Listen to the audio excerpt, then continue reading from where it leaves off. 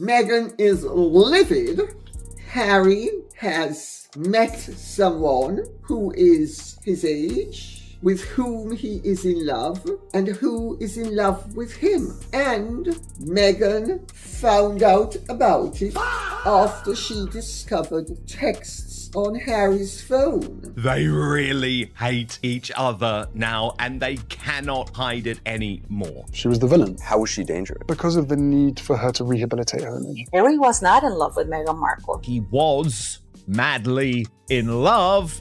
The veil is now lit. So the latest rumor making the rounds is not just gossip, it's a spark that's lighting up a story people believe has been quietly collapsing for months, maybe longer. Because when whispers start talking about secret messages, an upset wife, and something happening behind closed doors, the real shock isn't the rumor, it's how expected it feels. And that's the uncomfortable truth sitting at the center of this entire situation. After everything people have watched unfold, the distance, the silence, the separate appearances, why does this feel less like a surprise and more like confirmation? Why does it feel like something everyone sensed but no one could prove? These are the two photos of the women that people are speculating that could be the woman for Harry. Here's where it gets more unsettling, because this didn't begin with one rumor or one headline. This has been building piece by piece, moment by moment, like clues scattered in plain sight. Over the past months, people haven't just been watching, they've been noticing patterns. And patterns don't lie easily. From public appearances to quiet absences, from solo trips to carefully curated moments that feel just a little too separate. Something has been shifting. Something that doesn't match the image that was once presented so confidently to the world. I knew Meghan for a bit before she met Harry. Did exactly the same to me. You know, she did that to many people that she knew, that she'd either worked with or was friends with or whatever. It just seems to me she's what I would call a ruthless social climber, who just when people are no longer appropriate parts of her circle, they have to be expunged quickly so she can move on up the ladder. Absolutely. Think about it. The trips, the distance, the optics that don't quite line up. On one side, there are videos of calm, almost detached moments in Paris, far too close to a place that carries heavy history. On the other, there are solo journeys to Geneva, appearances in Chicago, and a growing list of moments where the two are simply not together. And then there are the returns to London. Alone. Always alone. At what point does coincidence stop being coincidence? At what point does independence start looking like separation? I think your sister, Meghan Markle, has ruined Prince Harry. The answer is yes. I mean, every single interview, every single picture, every place they go, Meghan grabs him. Meghan controls him. Meghan tells him no. Meghan stands in front of him. She controls every single situation like she is the star. And she's turned Prince Harry into a man of non-substance, you know, for her own wealth. Because here's the part people can't ignore anymore. This isn't just about schedules. This isn't just about busy lives. The pattern has repeated too many times. Separate brands, separate messaging, separate identities forming in public. And now, suddenly, a rumor about another woman enters the conversation, and instead of shock, the reaction is almost chilling in its simplicity. Saw it coming.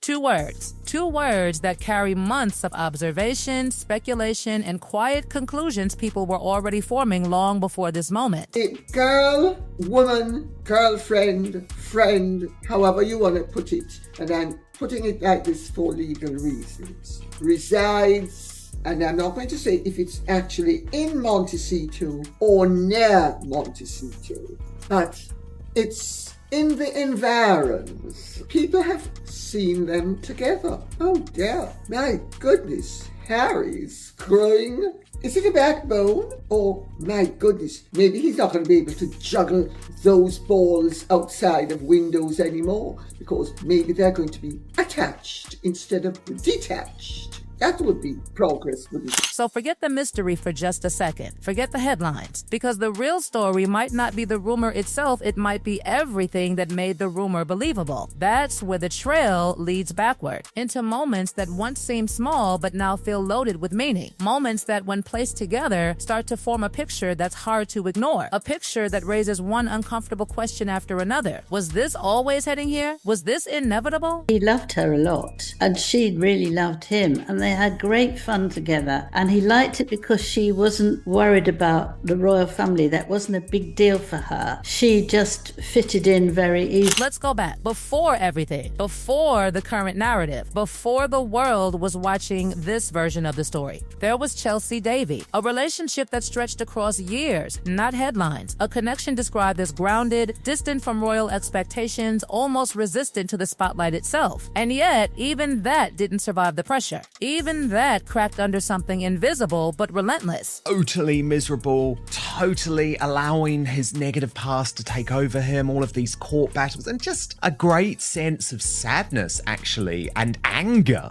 And here's where it starts to feel less like coincidence and more like a pattern repeating itself in different forms. Because when Harry spoke about that time, it wasn't just about a relationship ending, it was about what surrounded it. The constant watching, the suspicion, the feeling that privacy didn't exist, arguments appearing in public, trust eroding quietly. Even the mention of a tracking device, just a detail, but one that adds an unsettling layer to everything else. That kind of pressure doesn't just disappear. It doesn't just reset when a new chapter begins. It follows, it shapes, it lingers in ways people don't always see, but eventually start to recognize. And when you look at what came after Cressida Bonas, another relationship that couldn't outlast the same environment, you start to see a thread running through everything. Two different people, two similar endings, one constant presence. And then something even more telling. Chelsy Davy didn't vanish from the story. She was there years later, watching from the outside, present at a moment that was supposed to mark a new beginning. Smiling, calm, observing, and now, in hindsight, that image feels almost symbolic, like a quiet reminder of a path not taken, a version of events that never unfolded. But the story didn't stop there. It evolved. It shifted into something louder, more public, more visible. Where one partner once preferred distance from the spotlight, the next chapter embraced it. Big deals, major platforms, global attention, a completely different approach to the same world that had once been described as overwhelming. And that contrast, it didn't go unnoticed, not by critics, not by supporters, not by anyone paying attention. And now, fast forward to the moment that ignited another wave of questions, the video in Paris. A simple clip on the surface, a car ride, lights passing by, a casual moment captured and shared. But context changes everything. Location changes everything. And when people realize where that moment may have been filmed, the reaction wasn't quiet. It was immediate, intense, divided. Because how do you separate a moment from its history? How do you ignore the weight of a place tied so deeply to something so tragic? Some people brushed it off, others couldn't. And suddenly, what could have been forgettable became unforgettable. A small detail turned into a massive talking point, a spark that reignited conversations about awareness, sensitivity, and something deeper, something harder to define, but impossible to ignore. And that's when the contradictions started to feel louder. Statements about safety, concerns about paparazzi, fears that had been expressed so clearly before. And yet here was a moment that seemed to sit uncomfortably against those very claims. Not clearly wrong, not clearly right, just conflicting. And in stories like this, conflict is where speculation thrives. And this is where the story stops feeling like scattered moments and starts feeling like a pattern tightening in real time. Because the more people watched, the more they noticed something quietly shifting beneath the surface. The solo appearances weren't slowing down, they were increasing. Geneva, Chicago, gala events, red carpets, speeches delivered confidently without Harry standing beside Meghan, moment after moment building an image that looked less like partnership and more like parallel lives unfolding side by side, but never quite intersecting. And then came the whispers that turned into headlines. The suggestion that more than 40 days had passed without the two appearing together publicly, a number that lingered in conversations because it felt too specific to ignore and too consistent with everything people were already seeing. At the same time, Harry's movements told a story of their own, one that added another layer of tension rather than clarity. Trips back to Britain, repeated and noticeable, each one raising the same quiet question, why alone? Why always alone? The explanation of security concerns remained the official answer, but it didn't settle the unease. Because how do you reconcile fear of one place with comfort in so many others? How do you explain distance that seems selective rather than consistent? And that's where speculation finds its oxygen, in the gaps between what is said and what is seen. Then there's the deeper shift that people can't stop talking about. The transformation in how Harry is perceived now compared to before. The confident, almost carefree presence that once defined Harry has been replaced, at least in the eyes of many observers, with something quieter, heavier, more restrained. Some say it's maturity, others say it's pressure. But critics frame it differently. differently, pointing to interviews, body language, and public moments where Harry appears distant, as if carrying something unspoken. And when those observations are paired with the growing independence of Meghan's public life, the contrast becomes impossible to ignore, because Meghan is not fading into the background. Meghan is expanding, stepping into spaces with certainty, building projects, commanding attention, shaping a narrative that feels increasingly individual. And that independence, while praised by some, is interpreted by others as imbalance, as evidence of a dynamic that has shifted far from what people once imagined. A partnership that was once sold as united now looks, to many watching closely, like two separate stories unfolding under the same headline. And just when the tension feels like it's reached its peak, the rumor returns louder this time, sharper, impossible to dismiss completely because of everything that came before it. The claim about text messages, about another woman, about something discovered that wasn't meant to be seen. No confirmation, no solid proof. But in a story already filled with patterns and contradictions, it doesn't need certainty to spread. It only needs plausibility. And that's exactly what it has. The internet reacts not with shock, but with something far more telling: sarcasm, jokes, a kind of exhausted amusement that suggests people feel like they've been watching this unravel for a long time. Comments questioning not just the rumor, but the entire situation, questioning who would even step into something that already looks so complicated from the outside. It's not the rumor driving the reaction anymore, it's the history behind it. And that's where the story becomes something bigger than one allegation or one moment. It becomes about perception, about how quickly a narrative can change, about how something once described as a modern fairy tale can slowly transform into something far more complicated, far more uncertain. Because now, instead of focusing on what brought Harry and Meghan together, the conversation has shifted to what might be pulling Harry and Meghan apart. And still, nothing is confirmed. That's the tension that refuses to resolve. Every detail, every appearance, every absence adds another layer, but never a conclusion. And maybe that's why this story refuses to fade, because it doesn't offer answers, only questions that keep building on each other, questions about choices, about direction, about whether what people are seeing is temporary or something far more permanent. Because at the center of it all, there's a possibility that feels both simple and unsettling. That this isn't about one rumor, one moment, or one mistake. That this is about a path that has been slowly shifting for years, shaped by decisions, pressures, expectations, and consequences that never fully disappear.